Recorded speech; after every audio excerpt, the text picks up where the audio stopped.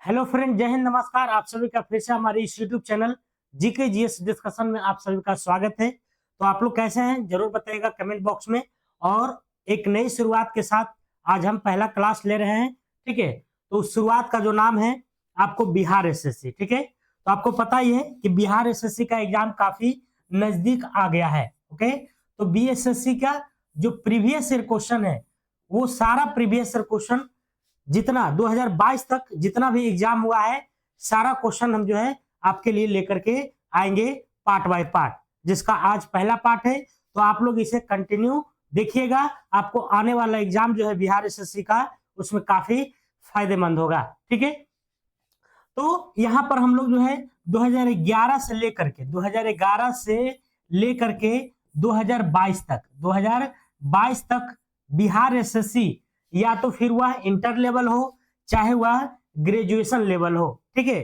तो दोनों का जो क्वेश्चन होगा जीके और जीएस का वो सारा का डिस्कशन के साथ हम जो है आपको बताने वाले हैं। और ये वीडियो आपको अपलोड मिलेगा सुबह 6 बजे, ठीक है। तो आप लोग प्यार अपना बनाइए, काफी मेहनत करते हैं आप सभी के लिए, ताकि आप जो है सपोर्ट करिए ताकि और भी आपके लिए हम कुछ कर सकें, ठीक है। तो चलिए इसी के साथ शुरुआत करते हैं, ज्यादा बकैती नहीं करेंगे, ठीक है। आप समझ ही गए होंगे हम क्या कहना चाह रहे हैं। तो प्रीवियस ईयर क्वेश्चन किसी भी एग्जाम के लिए काफी महत्वपूर्ण होता है, ठीक है। तो चलिए पहला क्वेश्चन देखते हैं, बोहनी करते हैं।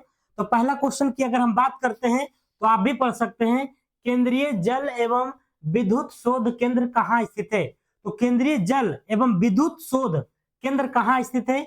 खड़गवासला में है, सिलेरू में है, जामनगर में या फिर श्री सैलम में है। तो आप लोग भी कमेंट करके बता सकते हैं। वैसे मैं इसका आंसर अगर देखा जाए तो केंद्रीय जल एवं विद्युत शोध केंद्र की अगर हम बात करते हैं तो ये कहाँ पड़ता है? खड़गवासला में पड़ता है। कहाँ पड़ता है? खड़गवासला में, ठीक है। खड़गवासला से संबंधित आपको एक चीज और बताने वाले हैं, एनडीए। एनडीए आप लोग जानते होंगे, एनडीए है ना, जिसका जो फुल फॉर्म होता है नेशनल डिफेंस एकेडमी। क्या होता है? तो नेशनल डिफेंस एकेडमी होता है। नेशनल लिख देते हैं, नेशनल डिफेंस एकेडमी, ठीक है। एकेडमी ऐसे लिख दिए हैं। तो नेशनल डिफेंस एकेडमी का भी हेडक्वार्टर अगर आपसे पूछेगा तो क्या बताइएगा? तो वो भी खड़गवासला में ही पड़ता है।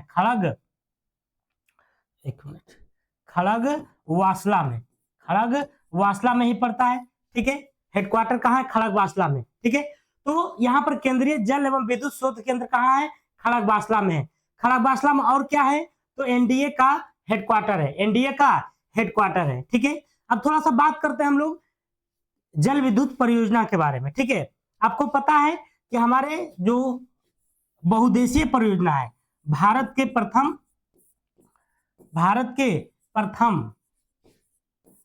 बहुउद्देशीय जल विद्युत परियोजना की अगर हम बात करते हैं तो कौन सा है बताइए? कहाँ है बताइए, कौन सा है? तो इसका अगर आंसर की अगर हम बात करते हैं तो कौन सा है? दामोदर घाटी है। कौन सा है? तो दामोदर घाटी है, दामोदर घाटी में है।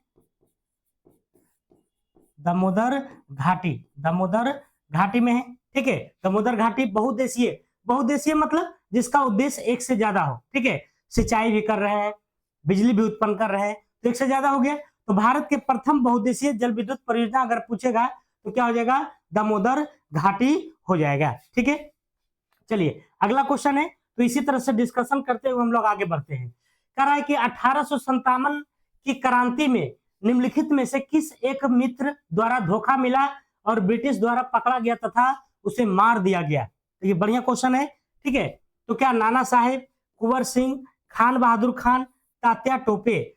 कहने का मतलब यह हुआ कि इनमें से किसका मित्र था जिसकी मुखबरी अंग्रेजों को कर दिया और वो पकड़ा गया और पकड़ने के बाद जो उनको फांसी दे दी गई थी। तो वो थे आपको तात्या टोपे। कौन थे? तात्या टोपे थे। कौन थे? तो तात्या टोपे थे, ठीक है। तात्या टोपे का जो मित्र है उसका मित्र का जो नाम था, मित्र की अगर हम बात करते हैं तो मित्र का भी नाम कभी कभी पूछता है, ठीक है। तो मित्र का नाम था मान सिंह। क्या नाम था? मान सिंह। ये जो है अंग्रेजों को बता दिया कि हाँ तात्या टोपे यहाँ पे छिपे हुए हैं, और अंग्रेजों जो है उनको जाकर क्या करता है, तो पकड़ लेता है। ठीक है, मित्र मान सिंह हो गया। अब थोड़ा सा 57 के विद्रोह को लेकर के चलते हैं। ठीक है, तो बहुत सारे परीक्षा में पूछा जाता है कि कहां से किसने नेतृत्व किया था, तो थोड़ा सा हम लिखाते हैं इसको। जैसे अवध से बात करते हैं, तो अवध से किसने था? बेगम हजरत महल।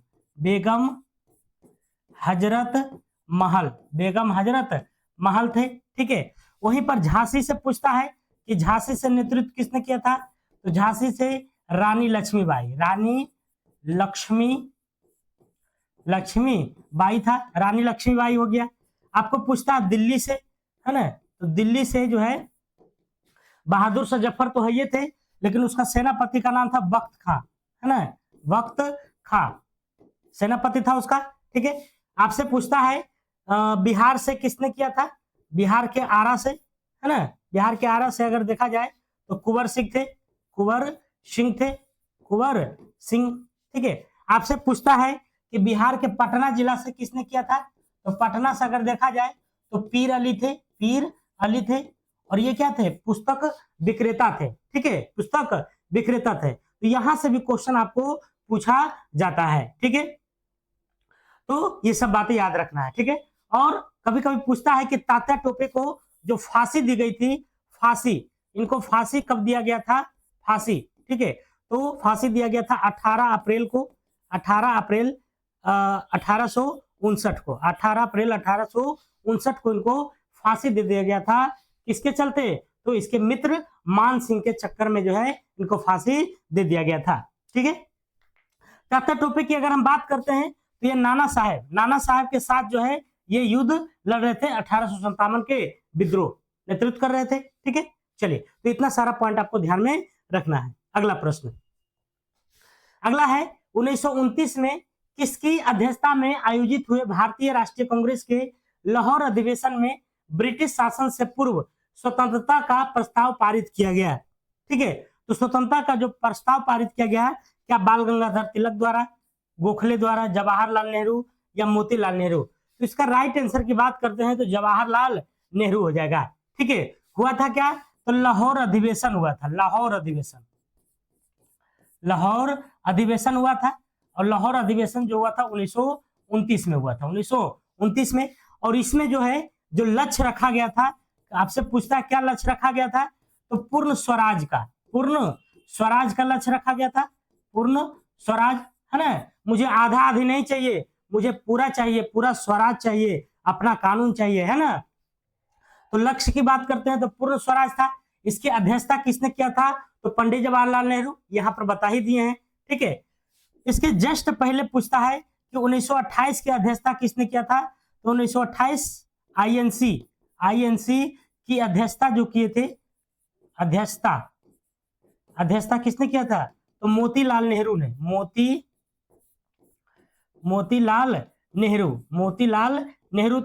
और 1929 वाला जवाहरलाल नेहरू, 1928 वाला मोतीलाल नेहरू। ठीक है, एक आपसे पूछता 1931 वाला कराची अधिवेशन, 1931, है ना, कराची अधिवेशन, यहां से पूछता है आपको कराची अधिवेशन जो है कब हुआ था, तो 1931 में हुआ था। और यहाँ पर क्या रखा गया था, यहाँ पर मौलिक अधिकार और आर्थिक अधिकार का प्रस्ताव रखा गया था। क्या रखा गया था, तो मौलिक अधिकार, ये सब क्वेश्चन पूछा जाता है। ठीक है, मौलिक अधिकार का प्रस्ताव जो है इस 1931 के कराची अधिवेशन में रखा गया था। और इस कराची अधिवेशन की अध्यक्षता किसने किया था, आप लोग कमेंट करके बताइएगा। ठीक है, तो ये सारी बातें आपको ध्यान में रखना है। ठीक है, अगला, कर राज्य के नीति निर्देशक तत्व का कौन सा सिद्धांत महात्मा गांधी के दर्शन से जुड़ा हुआ है? तो राज्य के नीति निर्देशक तत्व की अगर हम बात करते हैं तो सबसे पहले तो आपको याद रखना है, ये डीपीएसपी इसको हम लोग कहते हैं। ठीक है, शॉर्टकट में। तो डीपीएसपी जो है ये भाग 4 में है। कितना में है, तो भाग 4 में है। अगर आपसे पूछेगा कि डीपीएसपी का अनुच्छेद कितना से कितना तक है, तो 36 से लेकर के 51 तक, इसमें जितना भी अनुच्छेद है ये सब नीति निर्देशक तत्व में श्रेणी में आता है, 36 से लेकर के 51 तक। ठीक है, बात करते हैं इसमें से कुछ इंपोर्टेंट पूछा जाता है, जैसे कि बात करते हैं 39 के सी, 39 सी में किस चीज का वर्णन है बताइए। तो 39 सी की बात करते हैं तो धन का वितरण, धन का समान वितरण, धन का समान वितरण, धन का समान वितरण। आपसे पूछता है 40 के बारे में, ठीक है। तो ग्राम पंचायतों का गठन, ग्राम पंचायत, ग्राम पंचायत का क्या होता है तो गठन होता है किसमें तो 40 में।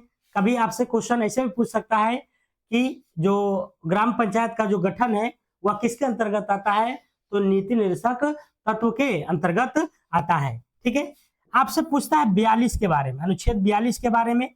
तो प्रसूति की सहायता, प्रसूति की सहायता किस अनुच्छेद में है तो आपको 42 में है।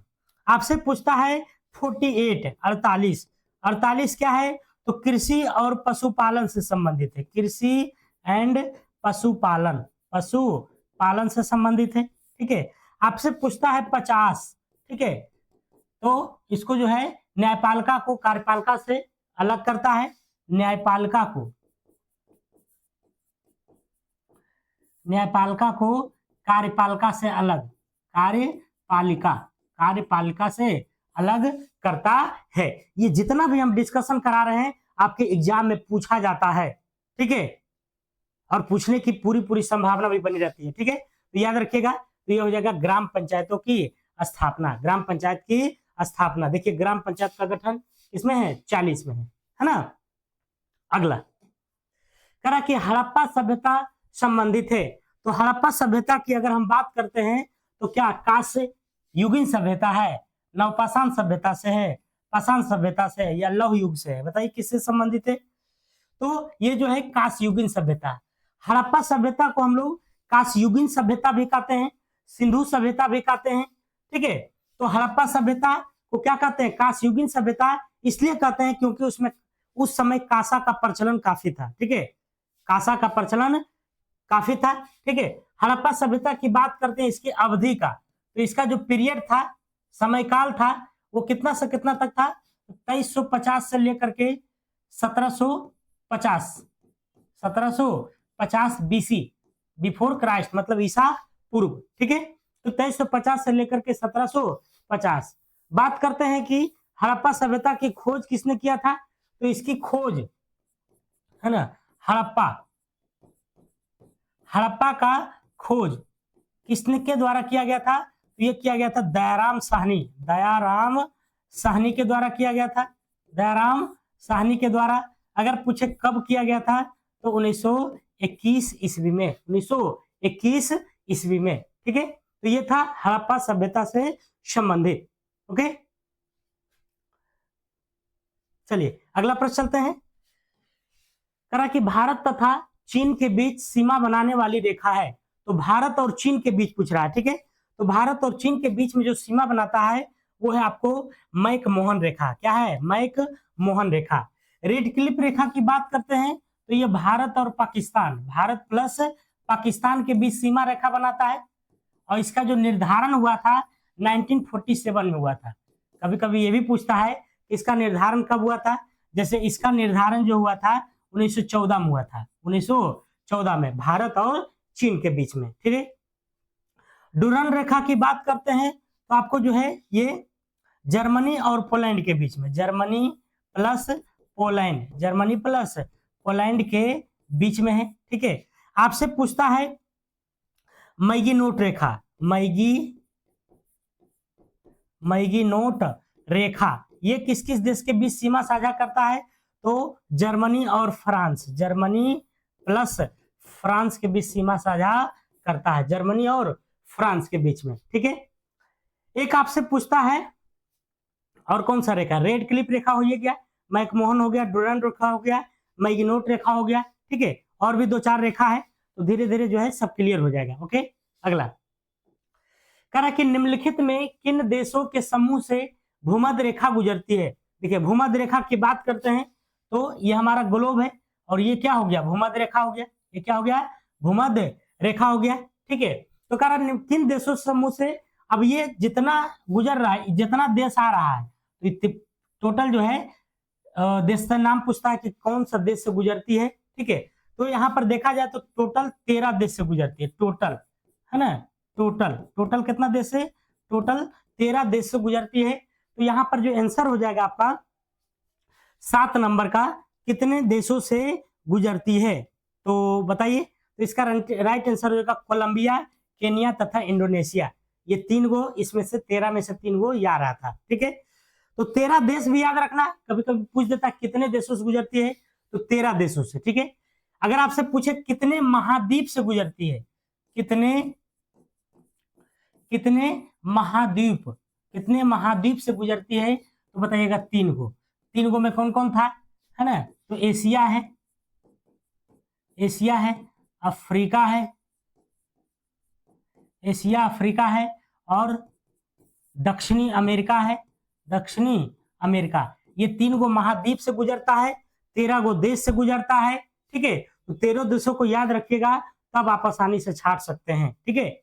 और अगर हम बात करते हैं भूमध्य रेखा के, तो भूमध्य रेखा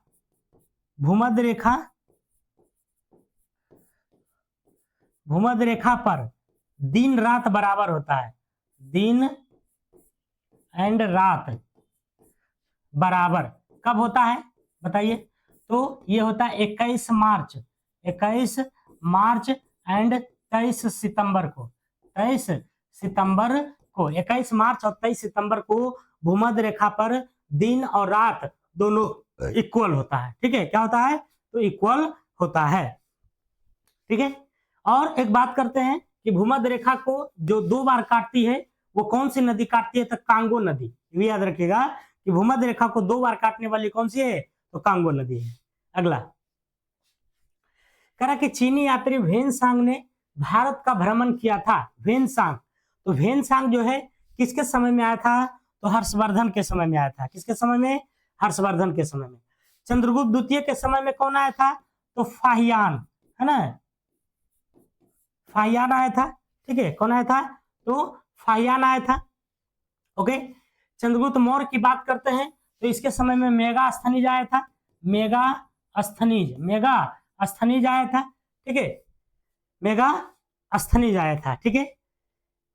और एक आया था आपको बिंदुसार के समय में, ठीक है। तो बिंदुसार के बारे में यहाँ पर बता देते हैं। बिंदुसार के समय में जो आया था डायोनिसियस, है ना, डायोनिसियस किसके समय में, तो बिंदुसार के समय में, ठीक है। तो वेनसांग के बारे में मिल गया। वेनसांग की जो यात्रा का जो वृत्तांत मिलता है, वह किसमें मिलता है, तो यात्रा वृत्तांत काफी अच्छा क्वेश्चन है। यात्रा वृत्तांत का जो वर्णन मिलता है वह CUK, है ना, CUK, है ना, ये पुस्तक है, CU की पुस्तक है, ठीक है। इसी में जो है यात्रा के बारे में वर्णन मिलता है। और ये जो है बिहार में आए थे, और नालंदा विश्वविद्यालय में जो बौद्ध का जो शिक्षण है उनका जो है ग्रहण किए थे। वहां टीचर भी रहे थे, स्टूडेंट भी रहे थे, पूरा जो है भ्रमण करके शिक्षा बटोर ले गए थे, ठीक है। चलिए अगला क्वेश्चन, अगला की बात करते हैं। संपूर्ण क्रांति का नारा किसने दिया था, तो संपूर्ण क्रांति की अगर हम बात करते हैं तो इसका नारा जयप्रकाश नारायण ने दिया था। किसने दिया था, जयप्रकाश नारायण। थोड़ा सा इनके बारे में बात कर लेते हैं, ठीक है। इनको लोकनायक कहा जाता है। क्या कहा जाता है, लोकनायक कहा जाता है। इनको भारत रत्न मिला था, ठीक है। तो कब मिला था, ये आपसे पूछेगा एग्जामिनर, तो 1999 में मिला था, ठीक है। आपको पता है कि इन्हीं के द्वारा जो है जेपी आंदोलन हुआ था। जेपी आंदोलन काफी जो है प्रसिद्ध है, जेपी आंदोलन। और जेपी आंदोलन जो ये हुआ था आपको, ये 1974 में हुआ था, 1974 में। और इसी समय जो है ये संपूर्ण क्रांति का नारा देते हैं, संपूर्ण क्रांति का नारा देते हैं, ठीक है। जेपी आंदोलन के समय, जेपी आंदोलन के समय देते हैं, ठीक है। और ये कहाँ देते हैं, तो पटना के गांधी मैदान में, पटना के गांधी मैदान में जो है ये आपको देते हैं संपूर्ण क्रांति का नारा, जेपी आंदोलन, ठीक है। चलिए अगला प्रश्न है, इनकी जन्म की अगर हम बात करते हैं तो इनकी जन्म जो हुआ था सिताब दियारा में, सिताब दियारा जो कि अभी यूपी में पड़ता है, सिताब दियारा कहाँ, यूपी में। ठीक है, अगर पूछता है कि कब हुआ था तो इनका जन्म 1902 में हुआ था, 1902 में हुआ था। ठीक है, तो इतना सारा पॉइंट आपको ध्यान में रखना है। अगला, विंग्स ऑफ फायर का लेखक कौन है? और हाँ, इसका पीडीएफ प्राप्त करने के लिए आपको टेलीग्राम चैनल ज्वाइन करना पड़ेगा मेरा, जीके जीएस डिस्कशन ऑफिशियल। ठीक है, तो इसको ज्वाइन करिएगा तो आपको पीडीएफ भी मिल जाएगा बिल्कुल फ्री में। ठीक है, तो विंग्स ऑफ फायर का लेखक कौन है? क्या एपीजे अब्दुल कलाम है, अरुंधति राय है, जवाहरलाल नेहरू है या राजीव गांधी है? तो विंग्स ऑफ फायर की बात करते हैं तो एपीजे अब्दुल कलाम है। इनके द्वारा इग्नाइटेड माइंड्स भी लिखा गया था, इग्नाइटेड माइंड्स लिखा गया था। ठीक है, इग्नाइटेड माइंड्स। ठीक है, अरुंधति राय की बात करते हैं तो इनके द्वारा कौन सा पुस्तक था बताइए? जवाहरलाल नेहरू भारत की खोज नामक पुस्तक लिखे थे, भारत की खोज नामक पुस्तक लेखक हैं। ठीक है, चलिए ठीक है, अगला प्रश्न, कह रहा भाखड़ा नांगल बांध स्थित है। तो भाखड़ा नांगल जो बांध है ये आपको सतलज नदी पर है। कहाँ है? तो सतलज नदी पर। भाखड़ा नांगल बांध कहाँ पर है? तो सतलज नदी पर है। ठीक है, अगला क्वेश्चन, कह रहा कल्हन द्वारा रचित राजतरंगिणी में वर्णन है। तो राजतरंगिणी किसके द्वारा लिखा गया है? कल्हन के द्वारा। उसमें किसका वर्णन है? तो कश्मीर के इतिहास का वर्णन है, कश्मीर के इतिहास का वर्णन है। ठीक है, उसी में आता है आपको कल्हन द्वारा रचित राजतरंगिणी में किसका वर्णन है? तो कश्मीर के इतिहास का इसमें आपको वर्णन मिलता है। ठीक है, कल्हन की बात करते हैं तो कल्हन के द्वारा ही सर्वप्रथम, यहां से क्वेश्चन पूछा जाता है, सर्वप्रथम ऐतिहासिक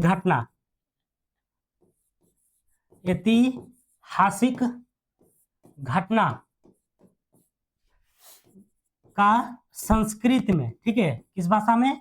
तो संस्कृत में जो लेखन की शुरुआत किए थे, लेखन की शुरुआत किए थे वो कौन थे? कल्हन थे, शुरुआत किए थे। ठीक है, तो सर्वप्रथम ऐतिहासिक घटना का संस्कृत में लेखन की शुरुआत किए थे किसने? तो ये थे आपको कल्हन। ठीक है, किसने किए थे? तो कल्हन है। ठीक है, और राजतरंगिणी भी इन्हीं का है। चलिए अगला क्वेश्चन चलते हैं,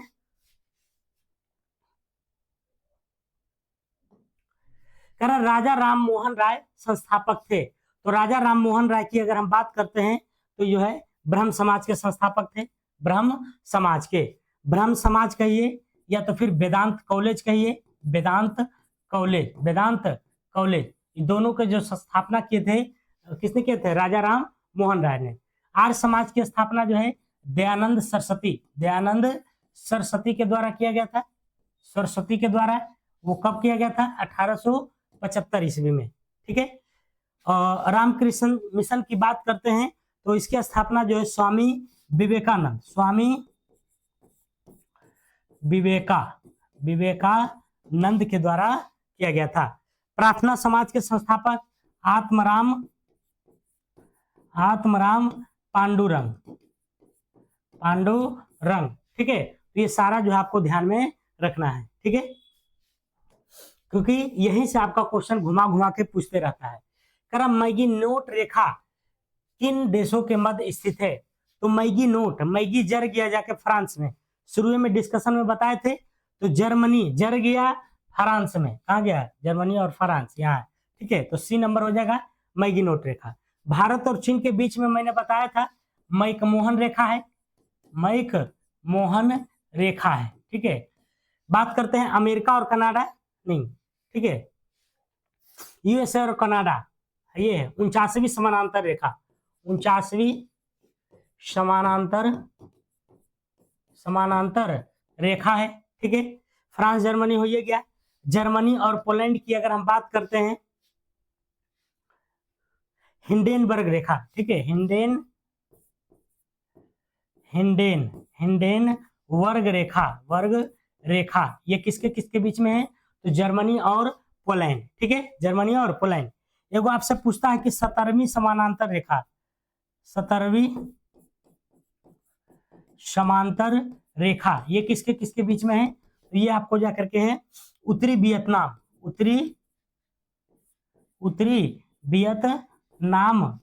को दक्षिणी वियतनाम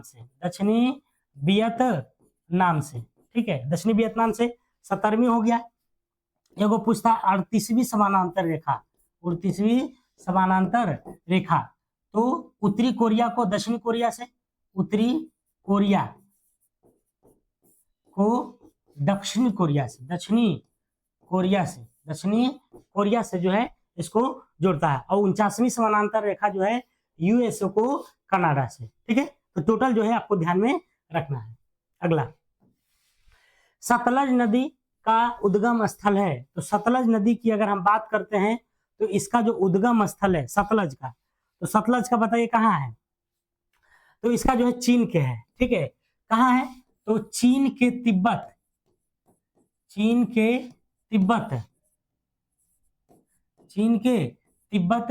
के मानसरोवर झील के निकट राकस ताल से, ठीक है, काफी इंपोर्टेंट है। सतलज नदी का जो उद्गम है चीन के तिब्बत के मानसरोवर झील के निकट राकस ताल से, ठीक है। वहीं पर अगर सिंधु की बात करते हैं, सिंधु का जो उद्गम है, सिंधु का उद्गम जो है ये भी जो है आपको चीन के मानसरोवर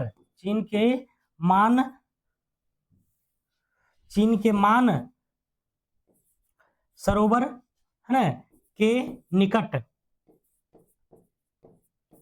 यहाँ पर राकस्थान है लेकिन यहाँ पर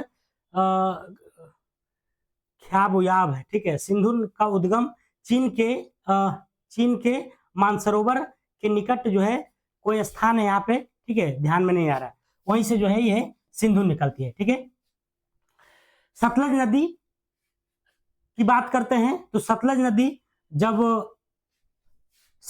ठीक है, तो सतलज नदी कहाँ से निकलती है? चीन के तिब्बत में मानसरोवर झील के निकट राकस ताल से, इतना ध्यान में रखिए। अगला है करा कि भारतीय संविधान सभा ने भारतीय राष्ट्रीय ध्वज की रूपरेखा को अंगीकार किया था, मतलब स्वीकार किया था, तो ये किए थे आपको 22 जुलाई 1947 को, ठीक है। तो राष्ट्रीय ध्वज, हमारा जो राष्ट्रीय ध्वज है ये क्या है? तो तिरंगा है, और इस तिरंगा को तैयार किसने किया था? तैयार की बात करते हैं तो पिंगली वेंकैया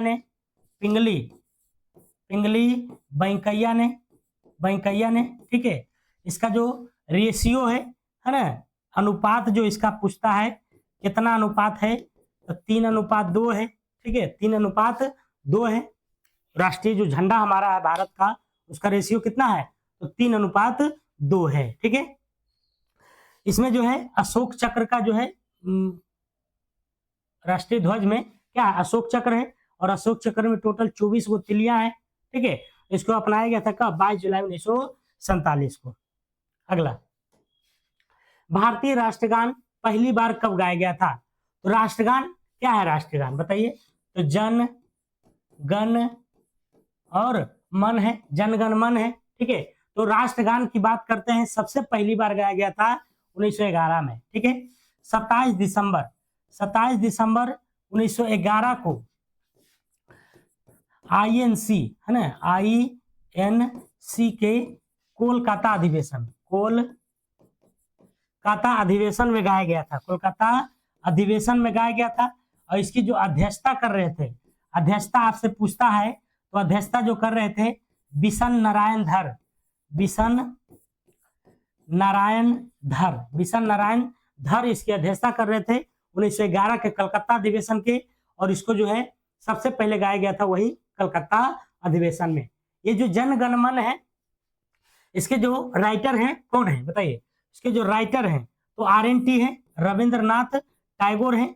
इन्होंने अपनी पुस्तक में लिखा था, तत्वबोधिनी नामक पुस्तक है, उसी में जो है भारत भाग्य विधाता के नाम से इन्होंने राष्ट्रगान का चर्चा किया था, ठीक है, वहीं से इनको प्रकाशित किया गया, ठीक है, 1911 हो जाएगा। राष्ट्रगान की बात करते हैं तो इसको जो है अंगीकार कब किया गया था, तो अंगीकार की बात करते हैं, अंगीकार तो अंगीकार किया गया था 24 जनवरी को, 24 जनवरी 1950 को, 24 जनवरी 1950 ईस्वी को इसको अंगीकार किया गया था। अगला, भारत में श्वेत क्रांति के जनक माने जाते हैं, तो श्वेत क्रांति का जनक है वर्गीज कुरियन है, ठीक है। श्वेत क्रांति जो आया था आपको 1970 के दशक में, 1970 के दशक में आया था, और इसके जो क्रांति के जनक हैं डॉक्टर वर्गीज कुरियन है, डॉक्टर वर्गीज कुरियन है, ठीक है, नहीं सॉरी,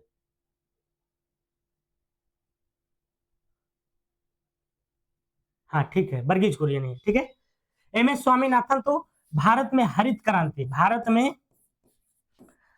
में हरित क्रांति के जनक, हरित क्रांति के जनक के रूप में जाना जाता है, ठीक है। अगला, भारत का राष्ट्रीय फल क्या है, तो भारत का राष्ट्रीय फल कौन नहीं जाता बताइए, क्या है, आम है। भारत का राष्ट्रीय फल क्या है, आम है, जैसे सेब की, गन्ना, ये सब नहीं है, ठीक है, आम है, ओके। राष्ट्रीय वृक्ष की बात करते हैं, राष्ट्रीय वृक्ष क्या है, बरगद है, राष्ट्रीय वृक्ष क्या है, बरगद है। राष्ट्रीय पशु की बात करते हैं तो पशु क्या है हमारा, बाघ है, ठीक है। अगर आपसे पूछेगा राष्ट्रीय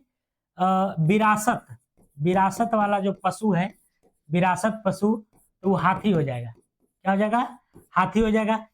राष्ट्रीय फूल अगर आपसे पूछता है तो क्या हो जाएगा, कमल हो जाएगा, ठीक है, क्या हो जाएगा, कमल हो जाएगा। राष्ट्रीय मिठाई अगर आपसे पूछता है तो मिठाई में क्या हो जाएगा, वही जलेबी है ना, जलेबी, देखा था पेड़ है एकदम जलेबी के जैसा, ठीक है।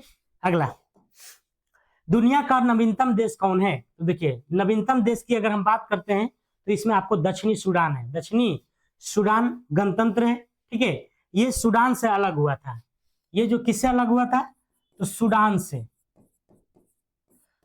से बना कौन, तो दक्षिणी सूडान बना, ठीक है। कब बना, तो 2011 में बना, ठीक है, 2011 में बना, सूडान से दक्षिणी सूडान बना। सूडान की राजधानी अगर आपसे पूछेगा, बताइए सूडान की राजधानी कहाँ है, राजधानी की बात करते हैं तो खार्तूम है, क्या है, तो खार्तूम, सूडान की राजधानी खार्तूम है। वहीं पर दक्षिणी सूडान की राजधानी अगर आपसे पूछेगा तो दक्षिणी सूडान की राजधानी जकार्ता आ जाएगा, जकार्ता, तो दोनों को अलग अलग है, ध्यान में रखना है, ठीक है। दक्षिणी सूडान की राजधानी जकार्ता है, सॉरी जुबा, जकार्ता नहीं, जुबा है, ठीक है, जुबा है। सूडान से दक्षिणी सूडान बना कब, 2011 में, और राजधानी इसका खार्तूम है सूडान का, और दक्षिणी सूडान के अगर पूछेगा तो क्या हो जाएगा, जुबा हो जाएगा। दक्षिणी सूडान की राजधानी क्या हो जाएगा, तो जुबा हो जाएगा, ठीक है। आगे चले, अगला क्वेश्चन, कह रहा न्यूनतम साक्षरता वाला प्रदेश है, तो हमारा बिहार है ना, कितना है, तो 63.81% है, ठीक है। सबसे ज्यादा जो प्रतिशत है, सर्वाधिक साक्षरता की अगर हम बात करते हैं तो किसका है, केरल का है, किसका है, केरल का है, कितना है, तो 93.91% है, ठीक है। ये सर्वाधिक साक्षरता है, 93.91% है, ठीक है। और सर्वाधिक साक्षरता हो गया। सर्वाधिक लिंगानुपात की बात करते हैं, नहीं, सर्वाधिक जनघनत्व की बात करते हैं तो हमारा बिहार ये कितना है, 1106 व्यक्ति प्रति वर्ग किलोमीटर है। सबसे कम की बात करते हैं किस प्रदेश का है, सबसे कम जनघनत्व, तो मात्र 17 गो है है ना, किलोमीटर स्क्वायर। कहाँ का? अरुणाचल प्रदेश का। कहाँ का है? अरुणाचल प्रदेश, एपी लिख देते हैं, ठीक है, समझ जाइएगा, एपी। तो ये था छोटा सा पॉइंट, आपको ध्यान में रखना है। अगला, सम्राट अशोक जिसने 40 वर्षों तक भारत में राज किया, राजधानी उस समय नाम था, राजधानी था आपको तक्षशिला। क्या नाम था? तक्षशिला, सॉरी तक्षशिला नहीं,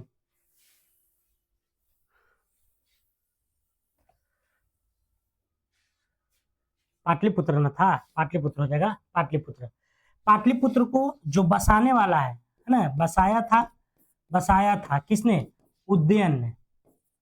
उदयन ने किसने बसाया था? तो उदयन के द्वारा जो है पाटलिपुत्र को बसाया गया था, ठीक है।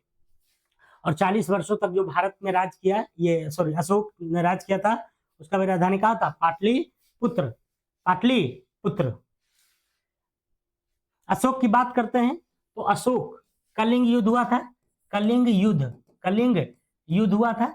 ये कब हुआ था? 261 ईसा पूर्व में, 261 बीसी में। अशोक की बात करते हैं तो ये मौर्य वंश से संबंधित है। किस वंश से? मौर्य वंश से, ठीक है।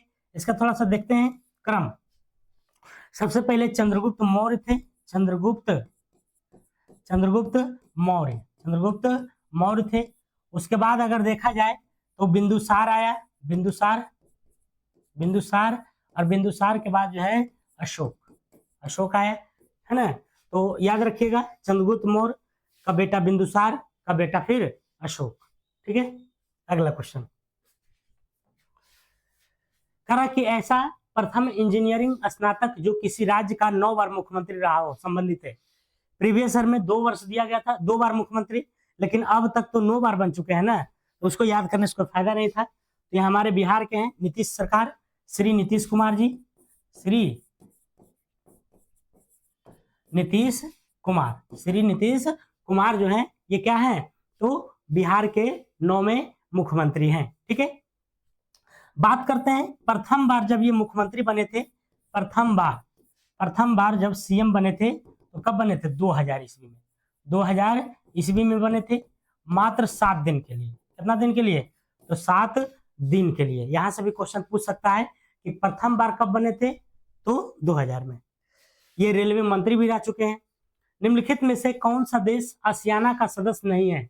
आसियाना होता है ASIAN, है ना, दक्षिणी पूर्वी एशियाई राष्ट्रों का संगठन, इसका फुल फॉर्म होता है, ठीक है, एसोसिएशन ऑफ साउथ,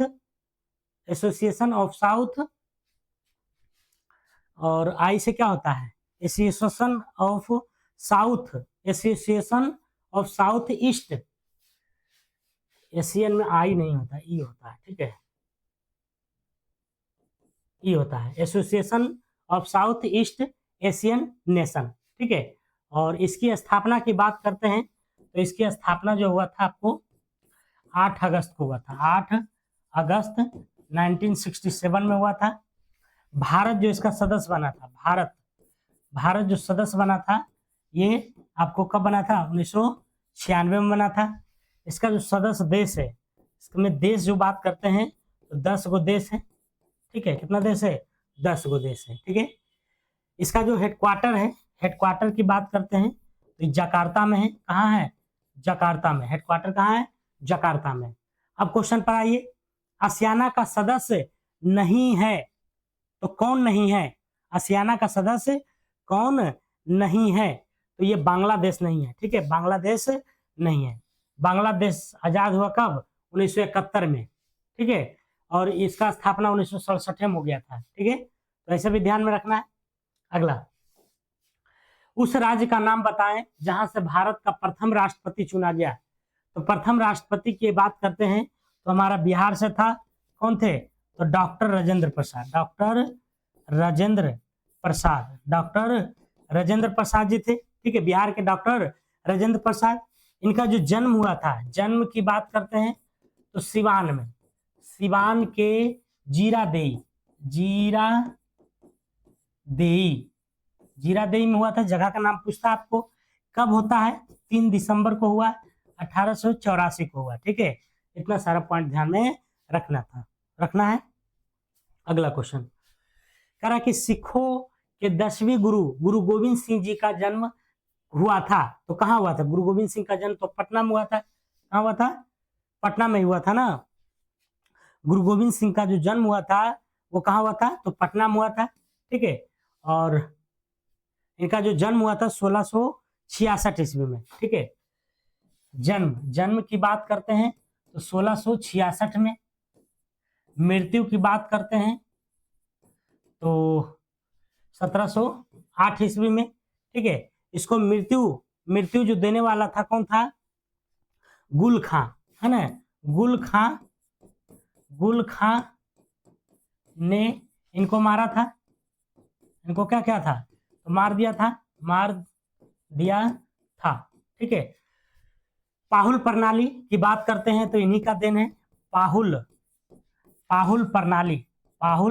प्रणाली है। इन्हीं को जो है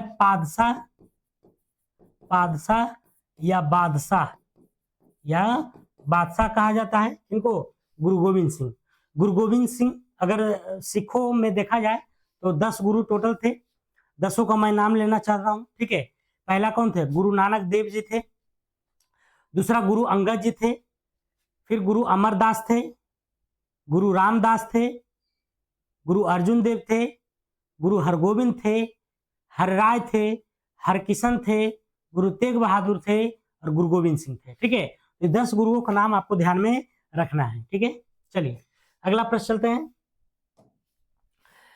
1946 में गठित अंतरिम सरकार में डॉक्टर राजेंद्र प्रसाद किस विभाग के मंत्री थे? डॉक्टर राजेंद्र प्रसाद वही जो हमारे बिहार के प्रथम राष्ट्रपति चुने गए थे। तो ये जो थे आपको खाद्य एवं कृषि मंत्री थे।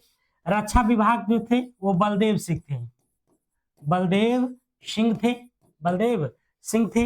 विदेशी मामला तथा राष्ट्रमंडल विभाग जो है ये आपको पंडित जवाहरलाल नेहरू जी देखते थे। ठीक है, अगला वैश्विक तापमान के बढ़ने की समस्या से निपटने के लिए विश्व का पहला देश कौन सा है जिसने कार्बन कर लगाया? तो ये लगाया था आपको न्यूजीलैंड। ठीक है, 0 कार्बन। अगला इच्छा मृत्यु को कानूनी रूप देने वाला पहला देश कौन सा है? तो पहला देश की अगर हम बात करते हैं इच्छा मृत्यु को तो ये था नीदरलैंड। कौन था? नीदरलैंड है। निम्नलिखित में से कौन सा आयोग सर्वप्रथम भारत के संविधान की किसी धारा के अंतर्गत किसी निश्चित प्रावधान के अनुपालन में स्थापित किया गया था? तो ये किया गया था आपको चुनाव आयोग की बात करते हैं तो ये स्वायत्त है ना, स्वायत्त संस्था है ना, स्वायत्त संस्था है।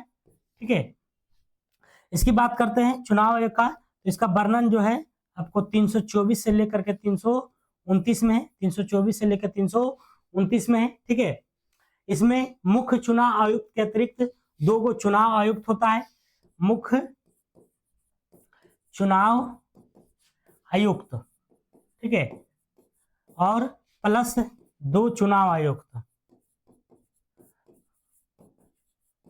होते हैं। और ये दोनों का जो नियुक्ति करते हैं वो कौन करते हैं? यहां से क्वेश्चन आता है आपको। तो राष्ट्रपति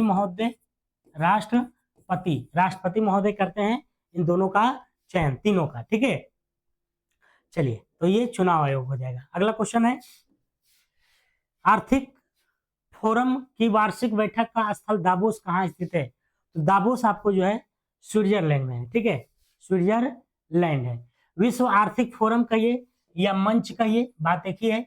इसकी स्थापना की बात करते हैं तो इसकी स्थापना जो हुआ था 1971 में हुआ था, 1971 में हुआ था।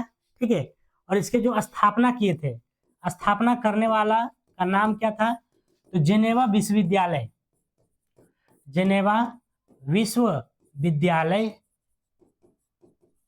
के है ना प्रोफेसर थे। उनका शॉर्टकट नाम हमको याद है, सवाब। ठीक है, सवाब, इतना याद रखिएगा कि सवाब। अगला ओलंपिक खेलों में किस खेल के लिए वॉयल वॉकर कप प्रदान किया जाता है? तो वॉयल वॉकर जो कप है वह प्रदान किया जाता है, वह किस में है? तो आपको बताना मुक्केबाजी में। ठीक है, अगला प्राचीन नगर तक्षशिला किनके बीच में स्थित है? तो तक्षशिला की बात करते हैं, ये सिंधु और झेलम के बीच में, सिंधु और झेलम के बीच में, सिंधु और झेलम के बीच में स्थित है। ठीक है, मैंने बताया था सिंधु का जो उद्गम स्थल है, क्या याद है आपको? तिब्बत, तिब्बत के मानसरोवर के निकट है ना, सिन का बाब बोल सकते हैं, सिन के बाब से जो है ये उद्गम होता है सिंधु। ठीक है, सिन का बाब से, जबकि सतलज के बारे में बताए थे कि राकस ताल से होता है ना, राकस ताल से।